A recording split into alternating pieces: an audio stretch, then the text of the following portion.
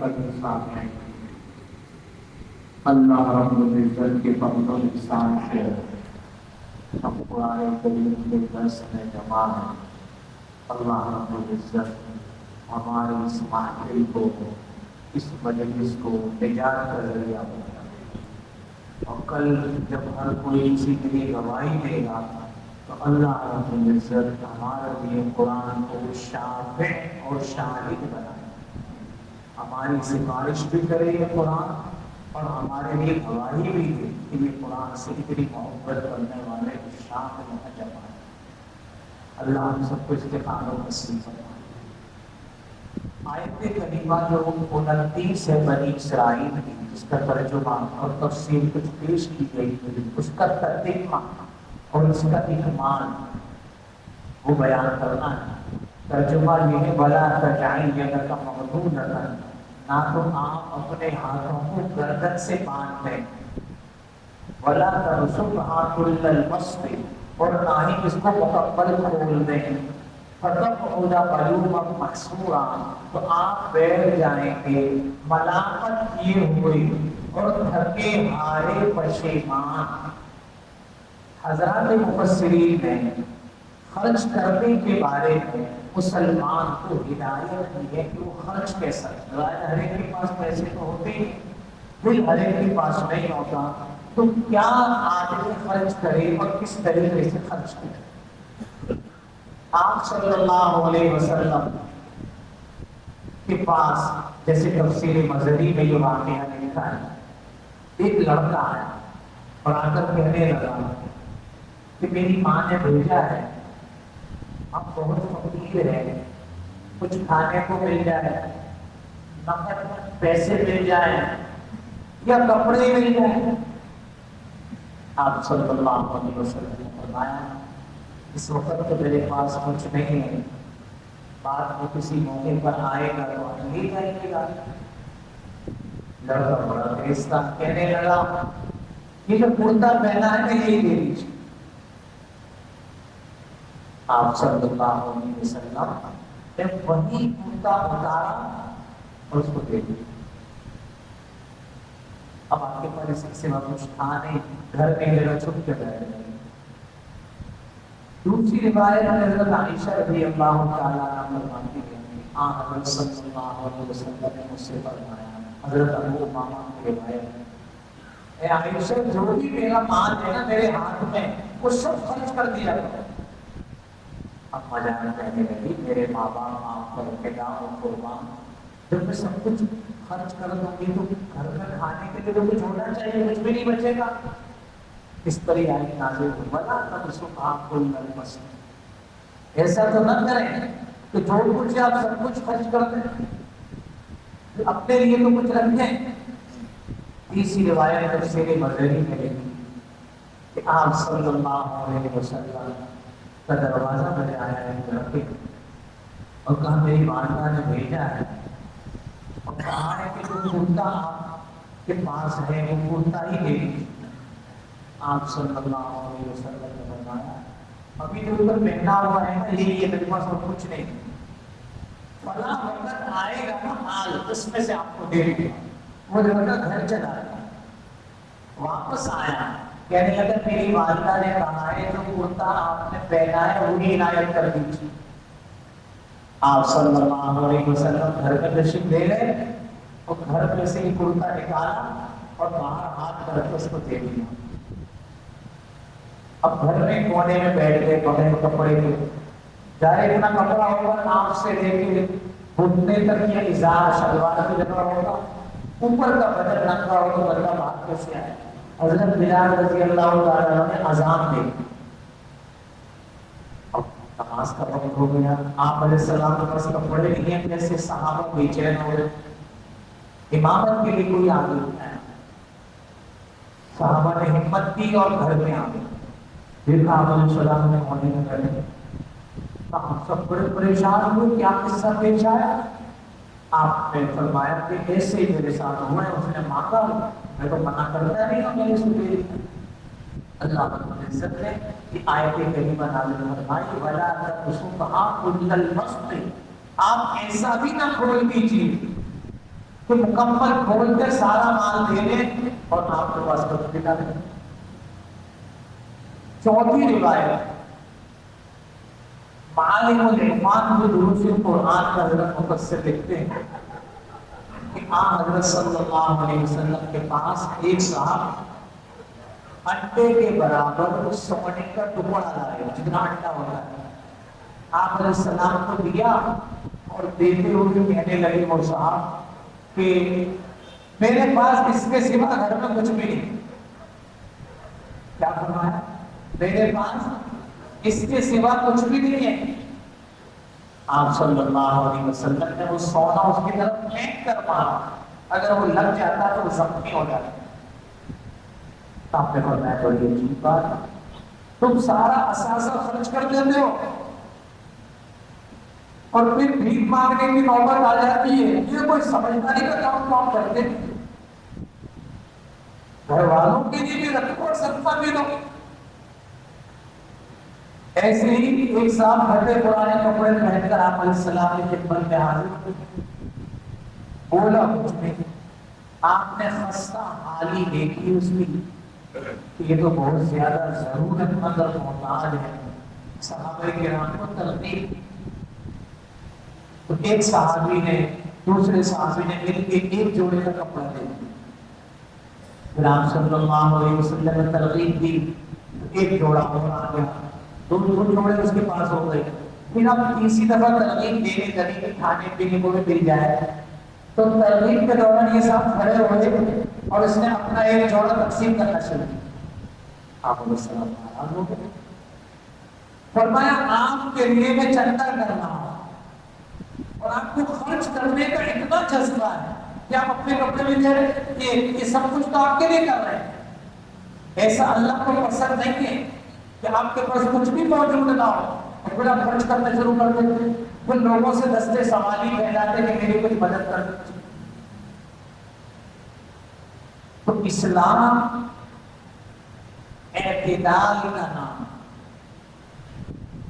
شیخ الحدیث مولانا محمد زکریا رحمۃ اللہ جیسے فضائل اعمال لکھی، فضائل صدقات لکھی، فضائل حج لکھی، فضائل قرآن شریف لکھی، یہ ہر کتاب پڑھنے والی ہے، ہر کتاب ہیرے اور سونے چاندی سے زیادہ قیمتی کتاب ہے۔ آدمی لوگوں کے سامنے بھی پڑھ کے سنائے، جیسے ہر مسجد میں ہوتی ہے، سعادت مند لوگ اس کو پڑھتے اور سنتے ہیں، اور یہ اسٹڈی کرنے کی بھی کتاب ہے۔ بخاری شریف کی حل کے لیے آپ نے تقریر بخاری شریف لکھی ہے، تو آپ نے الاعتدال فی مراتب الرجال نام کی کتاب بھی لکھی ہے کہ درمیانی روش کہتے کس کو، نہ تو آسمان پر کسی کو لے جاؤ، نہ زمین کے اندر کسی کو گاڑ دو۔ وَكَذَلِكَ جَعَلْنَاكُمْ أُمَّةً وَسَطًا، اللہ رب العزت نے آپ کو معتدل امت، متوسط امت بنایا۔ اعتدال والا عمل اللہ کو پسند۔ ہمیں اللہ نے 50 نمازیں نہیں دی، دن بھر آدمی نماز ہی پڑھتا رہے 24 گھنٹے، 5 نمازیں دی، صرف 5۔ 6 مہینے کے روزے اللہ نے ہمیں نہیں دی، سال میں ایک روزہ دیا۔ ہر 5-6 سال کے بعد حج فرض نہیں کیا، بلکہ پوری زندگی میں ایک دفعہ حج فرض کیا۔ زکوٰۃ ہر 5 مہینے 6 مہینے میں فرض نہیں ہوتی، سال میں ایک دفعہ زکوٰۃ فرض۔ صدقے میں ہمیں یہ بتلایا کہ جو اللہ توفیق دے آپ روزانہ خرچ کریں۔ کہ میں نے آپ نے ذہن میں بٹھایا کہ مرغا دینا ضروری ہے، کالی مرغی پہلے کہتے تھے، بلا کالی ہوتی ہے تو لوہے کو ڈورا کاٹتا ہے، ایسے مرغی کالی ہو غربت کا نام۔ اب بکرے کا ذہن سمجھے ذہن ہے تو تیرے جان کا بدلہ جان، اس لیے بکرا دینا ضروری ہے۔ اللہ رب العزت نے ایسی کوئی حد نہیں مانگی تو اعتدال بتلایا۔ کوئی اناج دے سکتا ہے کچا، وہ دے دے، صدقے میں مستحق کو دے دے۔ کوئی پکا پکایا دے سکتا ہے وہ دے دے۔ کوئی دونوں چیزوں کے لیے مشکل ہے تو نقد پیسے دے دے، مستحق کو دے دے۔ اور یہ نہیں بتایا 1000 کا نوٹ دو، 500 کا نوٹ دو، 10 روپے دیں، 50 روپے دیں، 100 روپے دیں، جتنی اللہ توفیق۔ تو اعتدال بتلایا۔ آپ صلی اللہ علیہ وسلم نے فرمایا الاقتصاد نصف المعیشت، جو آدمی خرچ کرتے ہیں درمیانی روش اختیار کرے گا وہ آدھا مالدار پہلے ہی دن سے ہو جائے گا. سبحان اللہ، پہلے ہی دن سے وہ آدھا مالدار ہو جائے گا. اور اگر اسی طریقے سے اس نے درمیانی روش اختیار کی خرچ کرنے میں تو اللہ رب العزت اس کو بڑا مالدار بنا دے. خرچ کرنے میں آدمی اپنا ہاتھ رکھے کہ کیسے شریعت نے بتایا. ایک روایت میں فرمایا معال من اقتصد، وہ آدمی کبھی فقیر نہیں ہوتا جو درمیانی روش کے ساتھ خرچ کرتا رہے. آپ صلی اللہ علیہ وسلم کو یہ بتلایا جا رہا کہ اپنی امت کو ترغیب دیجیے کہ خرچ کرنے میں اعتدال اور میانہ رویے پر آئیں، درمیانی روش پر آئیں. آپ صلی اللہ علیہ وسلم نے روایت میں فرمایا کہ منفق اور ممسک، منفق کہتے ہیں خرچ کرنے والے، اس کو کہتے ہیں خرچ کرنے والے، اور ممسک کہتے ہیں بخیل کو جو روک کے رکھے. اس کی مثال ایسی ہے جیسے کہ گلے کی ہڈی سے لے کے ہنسلی تک دو آدمیوں کے پاس بس کی تو نہیں جھک پایا، ہڈی سے گلے سے لے کے ہنسلی کی ہڈی تک جو خرچ کرنے والا ہے، جس کو عربی میں منفق کہتے ہیں، اس کا جبہ، اس کا کرتا بڑا ہوتا رہتا ہے زمین تک پہنچ جاتا ہے اس کی سخاوت کو خرچ کرنے کے لیے. اور جو بخیل ہے، کنجوس ہے، اس کا جبہ اس کے کڑے اس کی گردن میں داخل ہو جاتا ہے. اس نے فرمایا کہ وَلَا تَجْعَلْ يَدَكَ مَغْلُولَةً، آپ اپنے ہاتھ کو باندھ نہ دیں اِلَىٰ عُنُقِكَ، اپنی گردن. ایک آدمی کے ہاتھ بندھے ہوں گے، کسی کو دینا چاہے گا تو کیسے دے؟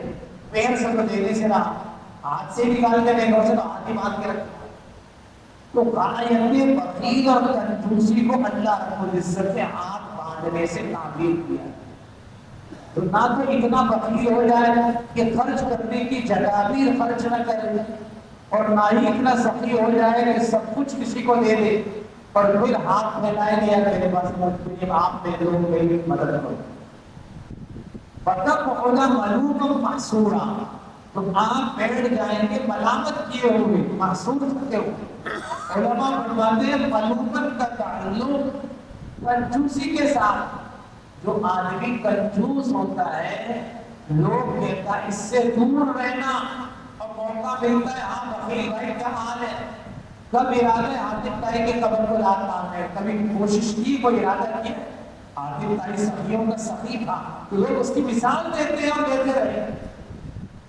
اور محصور کا تعلق اس آدمی سے ہے کہ جو دونوں ہاتھوں دونوں لاتوں سے خرچ کرتا رہے، مال کو برباد کر کے سب کچھ مٹا دے اور پھر تھک ہار کے پشیمان ہو کر بیٹھ جائے کہ اب لاؤں تو کہاں سے.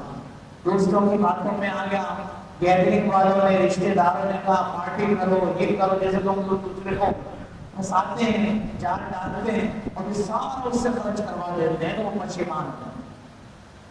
ایک روایت میں فرمایا کہ جب سورج شروع ہوتا ہے تو لوگ فرشتے اس کے ساتھ ایک کہتا ہے اللہم اعطِ منفقا خلفا، اے اللہ جو آج خرچ کرے گا کرتا ہے تو اس کو بدلہ دے دے، اس کو بڑھا کر دے دے. دوسرا فرشتہ کیا کہتا ہے؟ آمین. کیا کہتا ہے؟ اب جب دوسرا فرشتہ ہے بائیں طرف ہو گیا اللہم اعطِ ممسکا خلفا، اے اللہ جو باندھ باندھ کے رکھتا ہے، خرچ نہیں کرتا، اے اللہ آپ اس کے مال کو تباہ و برباد کر دیں. تو پہلا فرشتہ کیا کہتا ہے؟ آمین. فرشتوں کی دعا اور دعا روزانہ لوگ ہیں. اللہ ہمیں دعا لینے والا ہے.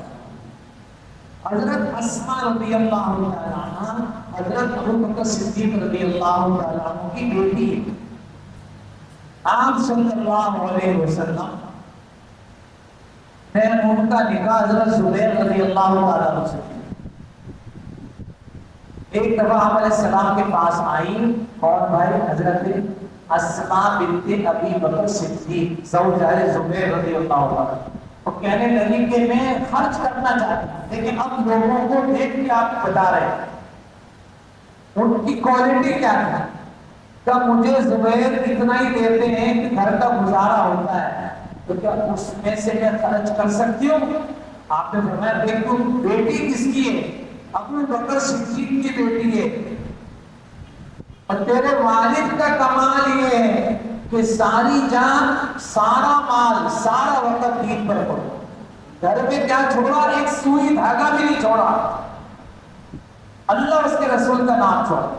تو آپ کو اجازت ہے، آپ شوہر سے پوچھے بغیر خرچ کر سکتی ہے، صدقہ کر سکتی ہے، ایک شرط ہے غیر مفسدۃ، مال کو بگاڑنا۔ کتنا پیارا ہے، مختصر پر اثر بات فرمائی کہ مال کو بگاڑنا نہیں۔ مجھے آپ سے یہ فرمایا جا رہا کہ اللہ جو توفیق دے وہ خرچ کرو، لیکن حضرت ابو بکر صدیق رضی اللہ تعالیٰ عنہ اور خلفائے راشدین سے کہا جا رہا ہے جو کچھ ہے وہ اللہ کے نام پر خرچ کرو۔ لا یدخر لغد، آپ صلی اللہ علیہ وسلم کل کے لیے کوئی چیز نہیں رکھتے۔ تو اللہ پاک ہمیں خرچ کرنے کی بولو ہے۔ میں اپنی آنکھوں کا واقعہ بتاتا ہوں۔ جامعہ برولی ٹاؤن بہت بڑا ادارہ ہے، 1954 میں مولانا یوسف بلوری رحمۃ اللہ نے قائم فرمایا، وہی میں نے پڑھا ہے، وہی پڑھاتا ہوں۔ اللہ پاک وہی مجھے رکھے، وہ ایک آمین تو کہہ دیں، اللہ رب العزت ان کے ساتھ ہی میرا حشر فرمائے۔ تو پوری دنیا میں وہاں کے فضلہ کام کر رہے ہیں۔ مفتی تقی عثمانی دعوت برکاتہ العالیہ فرمانے لگے کہ پوری دنیا میں گیا ہوں، ہمارا بہت بڑا ادارہ ہے، تین ایریا میں دارالعلوم اورنگی، دارالعلوم کراچی، بہت بڑا ادارہ ہے۔ میں نے ہر جگہ دین کی خدمت کرتا ہوا کوئی بندہ دیکھا کہ درس حدیث دے رہا ہے، بخاری شریف کا درس دے رہا ہے، مسلم شریف کا درس دے رہا ہے، امامت کر رہا ہے، خطابت کر رہا ہے، ختم نبوت میں آگے آگے، صحابہ کرام کے دفاع کے لیے آگے آگے ہیں، اور ارکان پارلیمنٹ میں سب سے آگے آگے ہیں، امریکہ میں، یورپ میں، سب جگہ دیکھا کہ میں نے برول ٹاؤن کا عالم اور فاضل کیا۔ سبحان اللہ۔ تو میں اپنی آنکھوں کا دیکھا ہوا بتا، ایک صاحب روزانہ 4 من دودھ دیا کرتے۔ کتنے؟ کتنا؟ یہ میں آپ کو 2002 کی بات بتا، روزانہ کتنا؟ 4 من دودھ دیتا تھا، 4 من۔ میں وصول کر کے تقسیم کرتا تھا، اس لیے کہہ رہا ہوں آتا تھا۔ دوسرا اس کا ایک بھائی، وہ ہر ہفتے میں 7 گائیں صدقے کی دیتا تھا، اس کی زکات کی 7 ہر ہفتے میں، تو 4 ہفتوں میں 7 چوک 28 گائیں دیتا۔ اس کا تیسرا بھائی، وہ کہتا تھا زمین سے لے کے چھت تک یہ جو اسٹور ہے جہاں اناج پڑا رہتا ہے، تو اس میں سب سے اچھا سیلا جس سے بریانی پلاؤ بنتا ہے وہ پورا اس سے بھرنا چاہیے، کیونکہ بچوں کو بڑوں کو بریانی پسند ہے، پلاؤ پسند ہے، تو آپ یہ بھر کے رکھیے، پیچھے نہیں آنا چاہیے۔ سبحان اللہ۔ میں نے 12-15 سال ان تینوں بھائیوں کو دیکھا، وہ اسی طرح خرچ کرتے رہے اور رب ذوالجلال ان کو اسی طرح دیتا، آج بھی وہ خرچ کر رہے ہیں۔ تو آنکھوں کا دیکھا بتا رہا ہوں، جو اللہ رب العزت سے لینا سیکھے، مخلوق میں بانٹنا سیکھے، تو وہ کبھی خلاش، وہ کبھی فقیر، لیکن جس کو ڈاؤٹ ہو، جس کو شک ہو، وہ کبھی خرچ، اور شک والے کے ساتھ اللہ کی مدد ہوتی ہے، جس کو شک ہے اس کو کبھی مدد نہیں، تو وہ خرچ کر رہے ہیں، اور پتہ نہیں کتنا کہاں کہیں تک بھی یہاں تک آیا، کہاں۔ ایک بار میں نے، مجھے بلایا رمضان المبارک کہ آپ احسن العلوم میں آئے، جانتے ہیں احسن العلوم گلشن اقبال میں ادارہ ہے، مفتی سربری خان صاحب رحمۃ اللہ علیہ کے نام تو سنا ہوگا، شیخ التفسیر تھے، شیخ الحدیث تھے، ان کے ادارے۔ پتہ چلا ان کے یہاں اعتکاف میں بیٹھے بھائی، اور انہوں نے بھی وہاں کو خاص اپنا مہمان بنایا کہ سب سے زیادہ طلباء پر خرچ کرنے والا یہ بھائی ہے۔ آپ پہ جان بچ کے نہیں بتا رہے، وہ خود نہیں چاہتے ہمارا کوئی کام سن۔ تو خرچ کرنے والے کو اللہ رب العزت دیکھتا ہے. آپ نیت کرو انشاءاللہ ہم بھی خرچ کریں گے جتنی اللہ توفیق. ماہانہ کریں گے سالانہ. اللہ رب العزت نے قاعدہ بتایا کہ ہر آدمی مالدار نہیں ہے، ہر آدمی فقیر نہیں ہے. ان ربک یبسط الرزق لمن یشاء ویقدر. تیرا پروردگار جس کے لیے چاہتا ہے روزی کو بڑھا دیتا ہے، رزق کے بہانے کھول دیتا ہے، اور جس کے لیے تنگ کر دیتا ہے. کیوں؟ انہ کان بعبادہ خبیرا.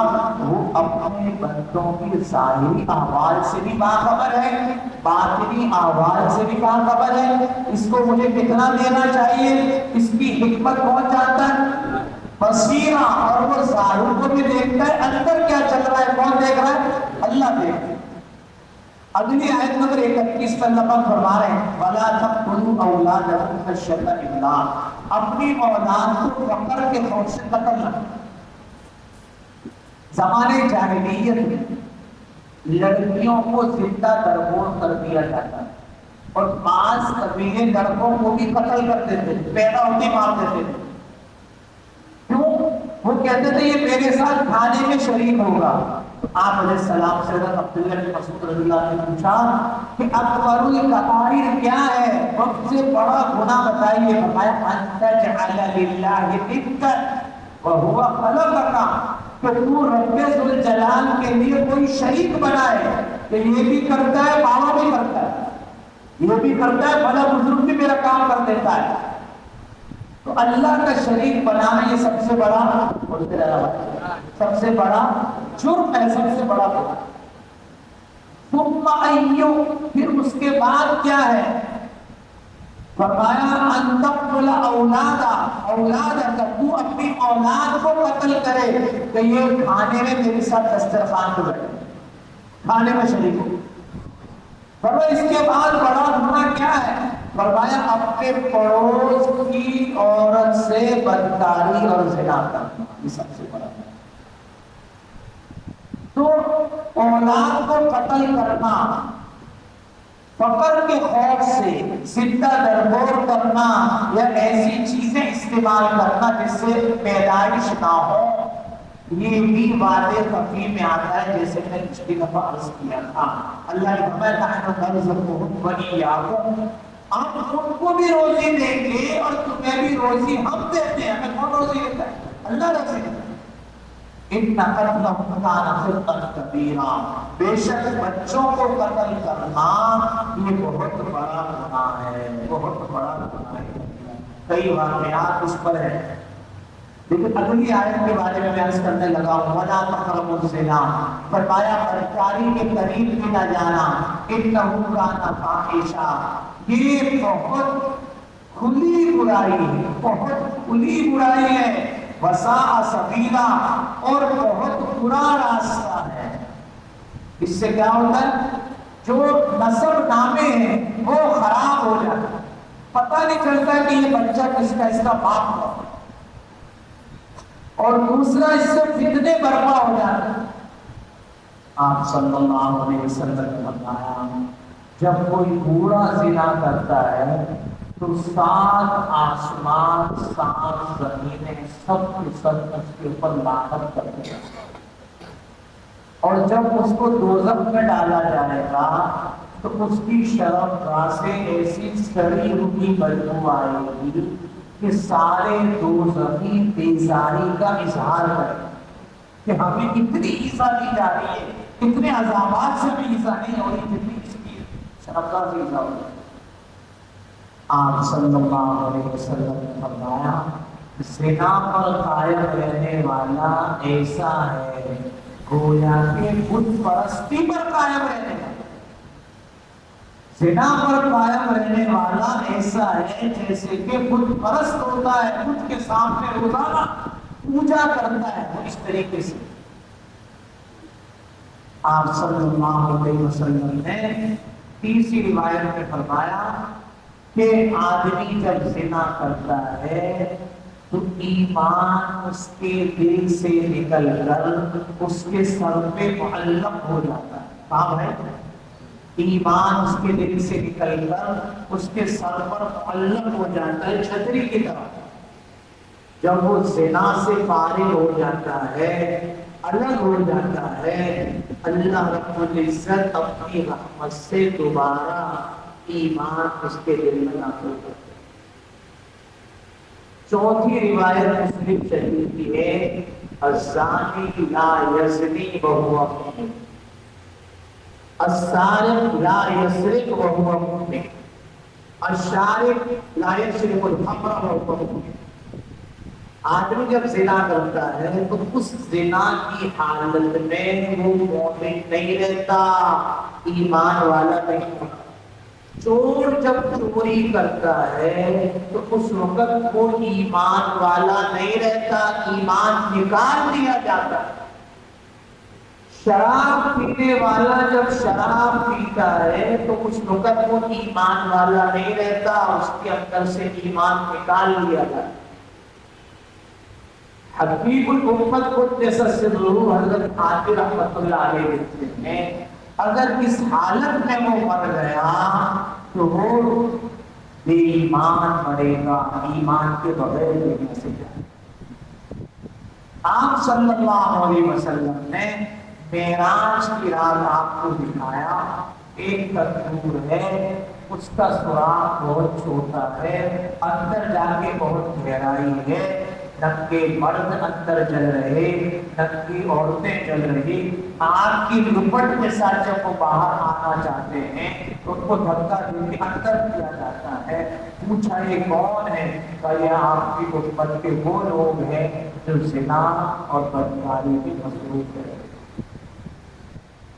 آپ صلی اللہ علیہ وسلم نے معراج کی رات یہ بھی منظر دیکھا کہ ایک مردوں کی اور عورتوں کی جماعت، صاف ستھرا خوشبودار گوشت لایا جاتا ہے تو وہ لوگ دوسری طرف منہ کر لیتے ہیں، اور دوبارہ جب ان مردوں عورتوں کے پاس سڑا ہوا بدبودار گوشت لایا جاتا ہے تو دونوں ہاتھوں سے کھاتے ہیں۔ آپ علیہ السلام نے کہا مجھے بڑی گھن آ رہی ہے، یہ کون ہے؟ آپ کی امت کے وہ مرد وہ عورتیں ہیں کہ جو حلال کو چھوڑ کے حرام کی طرف متوجہ ہوتے تھے۔ آپ اپنے امت کو جاتے بتا ولا تقربوا الزنا، یہ نہیں فرمایا ولا تفعلوا الزنا، زنا نہیں کرنا بلکہ کا زنا کے قریب نہیں جانا۔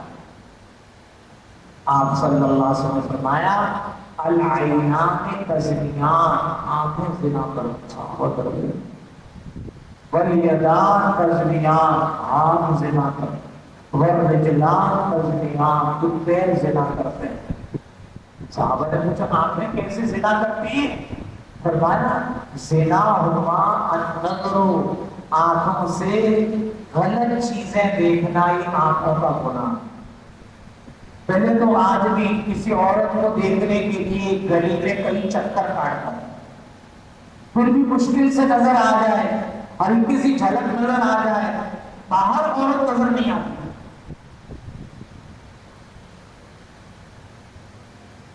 اور آدمی کسی کو دیکھنے کے لیے کتنی محنت کتنا وقت ضائع کرتا ہے، اور ابھی ہر جیب میں ہر ہاتھ میں ایسی چیز آ گئی ہے، ایسا ناسور آ گیا ہے جس نے امت کے مردوں کو، عورتوں کو، بچوں کو، بوڑھوں کو، جوانوں کو، عوام کو، خواص کو، علماء کو، جہلاء کو خودی سے پکڑ لیا ہے اور کہتا ہے بچوں تو بچ کے دکھا مجھ سے کہاں ہے۔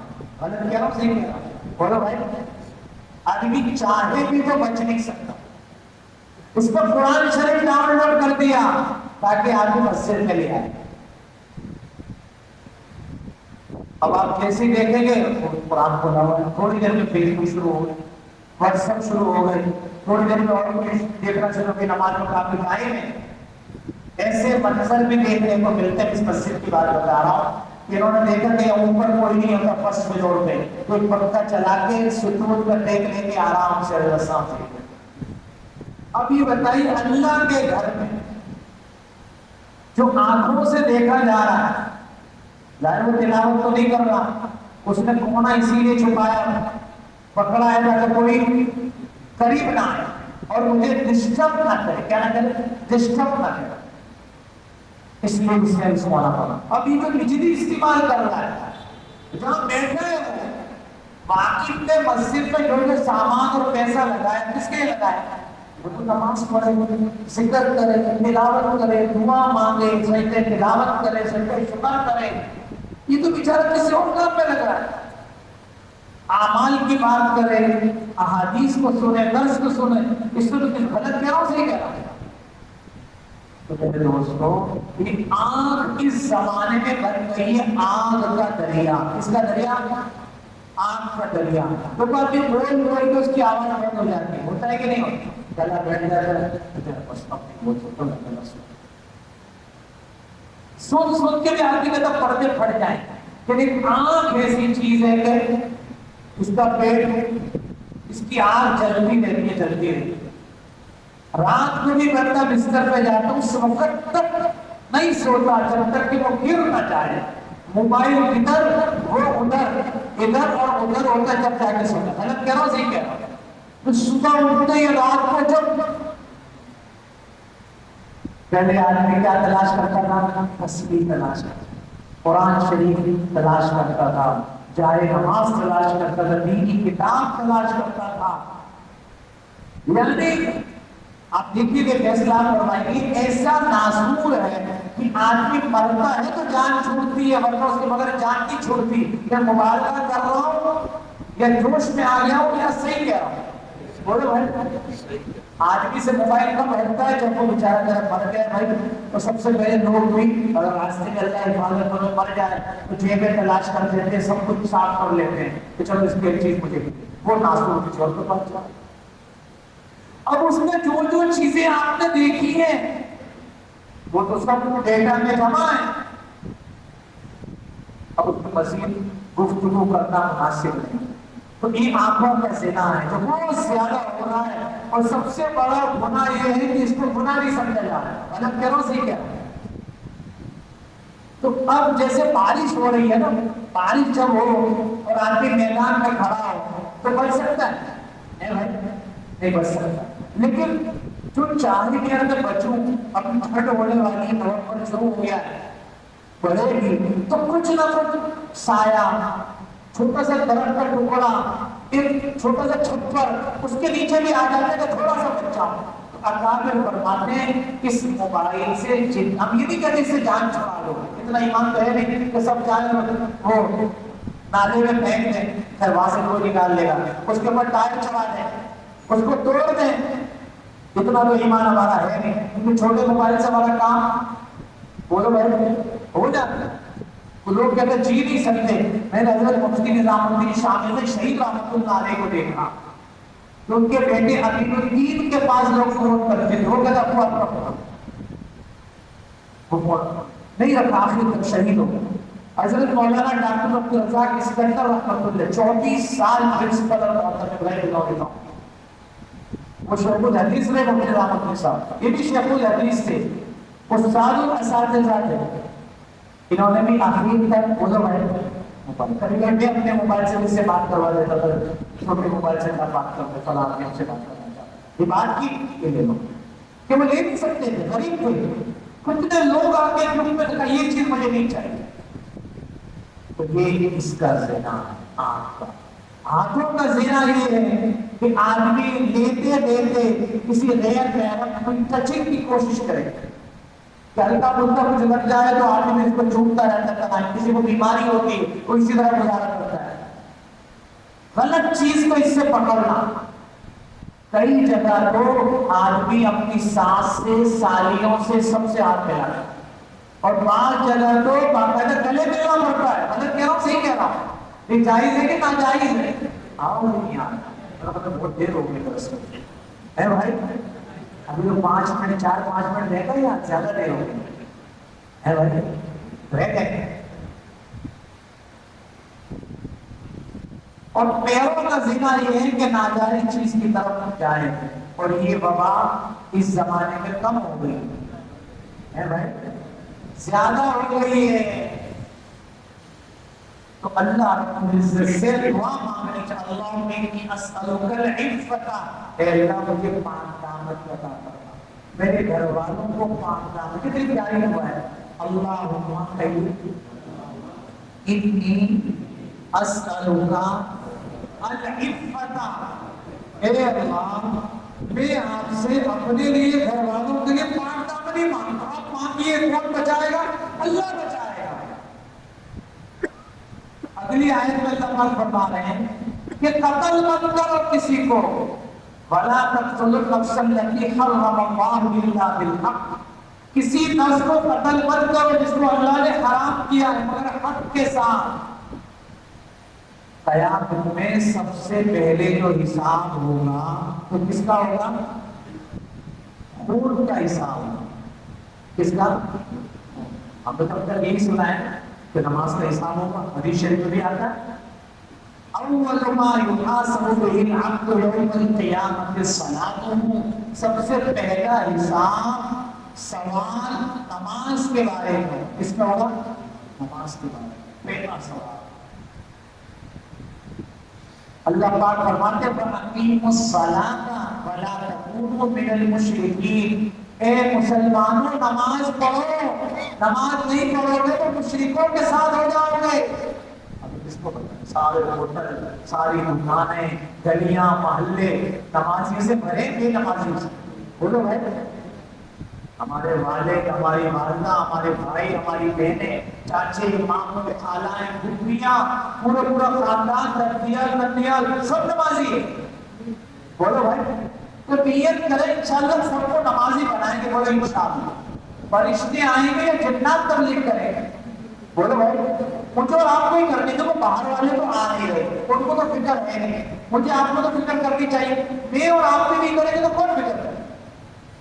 حدیث شریف میں فرمایا جس نے کسی کے قتل کے لیے آدھی بات کری، اس کی مدد کی، کسی طریقے سے اعانت کی، ہیلپ کی، قتل دوسرے نے کیا، اس نے مدد کی، جب قیامت میں اللہ کے سامنے حاضر ہوگا تو اس کی پیشانی پہ بڑا بڑا لکھا ہوگا یہ وہ شخص ہے جو اللہ کی رحمت سے مایوس ہوتا ہوں۔ بعض علماء فرماتے ہیں جس کو قتل نہیں کہا، اوق کہا، کیا کہا؟ اوق، کیا بھائی؟ اوق کہا، اوق، اتنا بھی کہا تو اس کی پیشانی پہ لکھا ہوگا، سب کو نظر آئے گا کہ یہ اللہ کی رحمت سے پایا۔ ایک حدیث شریف نے بتایا کہ پوری دنیا کو فنا کر دینا اتنا بڑا گناہ نہیں ہے، لیکن ایک مسلمان کو قتل کرنا پوری دنیا گرا دینے سے بڑا گناہ۔ ایک حدیث شریف نے بتایا کہ 7 آسمان اور 7 زمین والے ایک مومن کے قتل میں شریک ہو جائیں، اللہ رب العزت وہ سب کو دوزخ میں ڈالے، سب کو۔ اللہ رب العزت کے ہاں مسلمان کا خون بڑا قیمتی، ایمان والے کا خون بڑا قیمتی۔ اس کے متعلق مزید احادیث اور تشریحات ہیں، آئندہ عرض کیا جائے گا انشاءاللہ۔ اللہ رب العزت ہمیں قرآن کریم کے درس میں شریک ہونے اور اپنے دوسرے بھائیوں کو ملت سماجت مشامت کر کے بٹھانے کی کون نیت کرتے ہیں انشاءاللہ۔ آپ لوگ کتنا ضروری ہے درس میں، کتنی باتیں ہمارے سامنے آتی تو ہم نے کبھی سنی بھی نہیں ہو، نیت کرتے ہیں چالو، دیکھو ایک دن سے تو ہوگا نہیں، تو مسلسل محنت کرے۔ کون نیت کرتے ہیں؟ روز تھوڑی تھوڑی بات کرے، آج تو میں نے درس میں یہ سنا، آج تو میں نے یہ سنایا، یہ بھی کہا تھا، آپ بیٹھیں گے میرے ساتھ بیٹھ جائیں، اس کو باقاعدہ عشاء کی نماز میں لائیں، کون لائے گا انشاءاللہ، بھول تو نہیں جائیں۔ اللہ ہم سب کا جپنا، استقامت کے ساتھ درس میں شریک ہونا اور ان میں عمل کرنا اللہ ہم سب کے لیے آسان۔ الحمدللہ والصلاة والسلام علی خاتم الانبیاء والمرسلین وعلى آلہ واصحابہ اجمعین۔ اللهم ثبتنا علی الاسلام، اللهم نور قلوبنا بنور الایمان وزین اخلاقنا بالقرآن واشفنا واشف مرضانا ومرضى المسلمين وصلى الله وسلم على سيدنا محمد وعلى آله وصحبه أجمعين.